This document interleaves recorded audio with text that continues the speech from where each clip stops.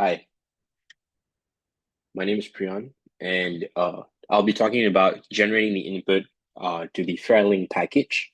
But before I do so, I want to kind of talk about preparing the input to this package.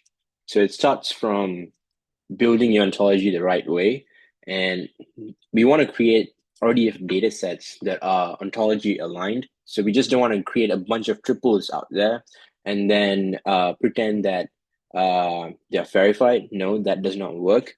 We have created this MDS Onto framework, which builds domain level ontologies, aggregated to form a low level MDS Onto, and then we've connected it all the way up so BFO through various mid-level ontologies. Presently, we use a lot of PMBCO. Maybe in the future, we'll adopt more ontologies, but this is how the framework is set up. We want to leverage this framework to make sure that the RDF data that we're about to generate is aligned to this MDS onto that we have come up with. And to make sure we do that, I've come up with a proof of concept to show you how I've created my ontology. So I'll quickly share my screen and then I'll talk about that.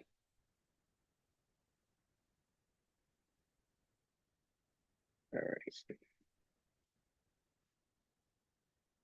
great. All right. So I assume that everyone can see my screen. So I needed a low-level ontology first. So let me talk about what goes into this low-level ontology. So of course, I think most of you guys who've used SPAM materials are familiar with the ontology info, where you just put in what are the low-level ontology terms and its metadata and all of that stuff. So let me quickly get into the variables. So what I've done is these are the MDS terms, which are top-level terms that I'm going to be using inside of my ontology. So length, for example, right, is being subclassed by pixel size here. It is also being subclassed by detector length. So everything in green, right, in this ontology is exactly what you would want to add data to. For example, right, let's say you're doing an experiment in a lab, and then you want to collect data. What kind of data do you want to collect on? So you want to collect data on the facility, you want to collect data on the station. So imagine a data frame, right? So these are all your different column headers, right? So this is what you want to add data to. You want to add data on what is the detector name that was used in this experiment, what was the stack number, what was the log file, and all of that stuff. Now you want to connect it to the top level MDS terms, right? So I've been talking about this top level MDS terms. So let me just pull up what I'm talking about actually. So give me one sec. Sure. Right. Just let it load. Just one sec. Cool. So this is the modular framework that we have come up with. So what happens is these are all the top level terms, right? So you have your tool ID, tool name, tool serial number, result ID, and all of this stuff. So each one of these terms, like tool ID, is connected to something that's in this layer. Since we use mostly PMDCO, I'm just going to take PMDCO as an example. So tool ID is connected to PMDCO, and so is tool name, and so is tool serial number, and all of the stuff that is in this top level MDS concept ontology, this yellow box right here, every single term here is being connected to a mid-level ontology, which eventually allows you to connect all the way up to basic formal ontology. Now, I just want to warn people that currently PMDCO helps you to map to Provel. In their version 3.0 is when they will connect to BFO. And the main reason why we want to isolate this connection between a yellow box term to a mid-level ontology such as PMDCO, and instead of letting it, all cascade across all the different ontologies such as DIW, XRD, and all of that cool stuff that we do, is to prevent that cascading of changes across all the layers. So imagine every single one of you has to change the mapping, let's say from MDS2 to like some instrument which exists in PMDCO. Let's say it does not exist in PMDCO in the future for version 3.0. You would have to change the mapping across every single ontology that is present within MDS Onto, and that is such a hassle. So to prevent all that cascading of changes, we have isolated that mapping to just this top level MDS concept ontology.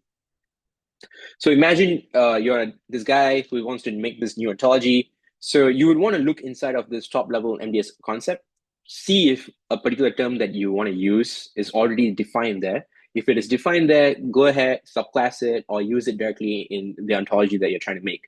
Now, what happens here is, since I already said that every single term in here is connected to PMDCO or some other mid-level ontology, we also do one other thing, which is SKOS broader. So what happens is you have this whole bunch of terms inside this yellow box, right? We want to categorize these terms into different broad categories. For example, tool ID, tool names, tool serial number. It makes sense that they broadly are related to MDS2. And in this case, MDS2 is also connected to PMDCO. So that is not to say that just because it is a category, it's not connected to PMDCO. No, it is also being connected to PMDCO. So you could still subclass MDS2. That is possible, totally possible. But it's just that MDS2 is a category as well. So beyond it being a subclass of a PMDCO term or some kind of mid-level term, it is also serving to be a category. So likewise, result ID, right? It's a term that is being mapped to PMDCO or some other mid-level ontology, but at the same time, it is broadly related to MDS result, which also serves to be a broad category. So this is non-exhaustive. If you go ahead, you can actually see this top level terms that I have come up with along with Redart as of now, and also Quinn. So here's a bunch of variables that we have defined. So see those in the blue boxes, right? Those are all your PMDCO terms, for example. So in this blue box, it's going to extend because you're going to use PMDCO. You could also use some other mid-level ontology, and all those terms that you're mapping to in that particular red box here, right? Oh, sorry, this is a pink box. So all those terms that you're mapping to in this pink box, it's going to be inside of this blue box here. Sorry, I didn't map the colors properly. So, but anyway, all those terms in a mid-level ontology that you're going to subclass off, it's going to go inside of this blue box. And then these are the top level terms which I have declared. So for example, MDS sample is a subclass of PMDCO sample. So is manufacturer and so on and so forth. And likewise, we also have MDS tool, which I just talked about it being a category as well. It is a subclass of PMDCO processing node. So these are all those stuff in the yellow box, okay? And then if you go to relationships, what I also do is that I mentioned tool ID is broadly related to MDS tool. So this is also being declared here. And you also have a value type definition. Um, if you notice that we are not using PMDCO value anymore, instead we are using MDS value, and we are declaring MDS value to be a subproperty of PMDCO value. Now, I'm not saying that you have to list it here. It's just something that I use to come up with a script. But the idea is that MDS value is a subproperty of PMDCO value. So what you are seeing right now is that I also have this green box, which means that this subclasses the MDS terms. It is not subclassing a PMDCO term. So tool manufacturer is a subclass of MDS manufacturer, which is broadly related, which is a subclass of, if you see here, a manufacturer right here, you should see MDS manufacturer, which is a subclass of PMDCO manufacturer. So eventually what happens is, let's say you use, for example, tool manufacturer in your ontology, right?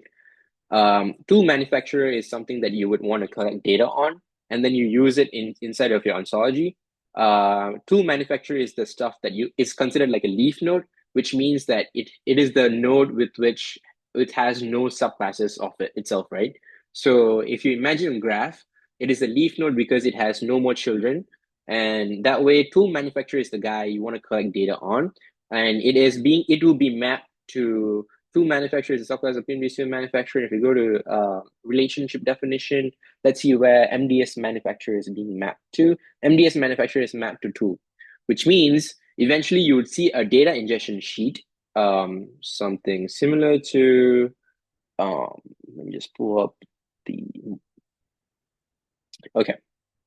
So eventually you would see something like this when you use the Fairlinked package. So you would see tool manufacturer as a column variable here, and then the broad category here would be tool.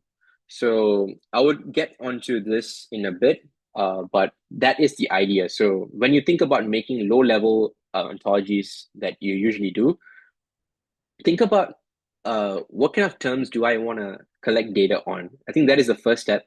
Once you think about what kind of data you want to collect, then think about whether those terms, that is a particular term that you want to collect data on, already exist in a top level ontology or one of the other ontologies that we have done. If it already exists, you should think about reusing those terms instead of trying to declare a new term by ourselves and starting to define it, because we are just creating conceptual duplicates at that point in time. And things that would be useful for you to decide that would be the internal Onto portal, which is going to be coming up soon. So once again, just to reiterate the points, this is the top level MDS Onto. It contains all the mid-level ontologies that we have used, and also a local copy of those mid-level terms, which subclasses those mid-level terms. So we created a MDS sample, which is a RDFS subclass of PMD0 sample. And then the rest of it is, this is a subclass of an MDS term. So the reason why I've color coded it is just to show the differences between who they subclass of. So these green terms subclass a MDS term. So that is what I'm trying to reiterate here. So this is just the categorizations to tell you guys to eventually draw the mapping to this MDS modular Onto framework that we have come up with, which means all those different ontologies that you create at the domain and subdomain level will extend upon terms in this yellow box. So that is the top level ontology that I talked about. This top level terms will extend upon PMDCO terms. So let's say you want to use MDS, PMDCO instrument, for example, if such a term exists, you would want to make sure that there is an MDS instrument, which is an RDFS subclass of PMDCO instrument, and see if that already exists inside of the top level MDS concept ontology. And if it does so, you can go ahead and use in your ontology. Or if you want to make it more specific, such as I have a PV instrument, I want to call my PV instrument I want to call it as MDS PV instrument in my ontology. You're going to say that MDS PV instrument is a subclass of MDS instrument, which eventually is a subclass of PMDCO instrument, for example. And that is exactly what happens in this low-level ontology that we have made. So this is the low-level ontology. So you see those green stuff here. So this is a subclass of the yellow box stuff that we actually talked about previously. So those relationships here are a lot more defined. So again, look at this characteristic of, right? We're not going to use PMDCO characteristic of anymore. We're just using MDS characteristic of or MDS identifier. So all those relationships, right? We want to make sure that it is MDS specific, and it also is a subproperty of PMDCO characteristic of, for example. That's because we don't want to be reliant on PMDCO relationships, which could eventually not be maintained, and we would have to change the mapping of our MDS. We would want to change the mapping, and we don't want it to cascade down to every single ontology that we have. And that's the reason for doing so. I would talk about what exactly Fab Materials doesn't do in my next video, and I hope this kind of drives home the idea of modularizing your ontology, trying to reuse terms, and also how to extend upon terms in the upper level ontology layers in MDS Onto. Thank you.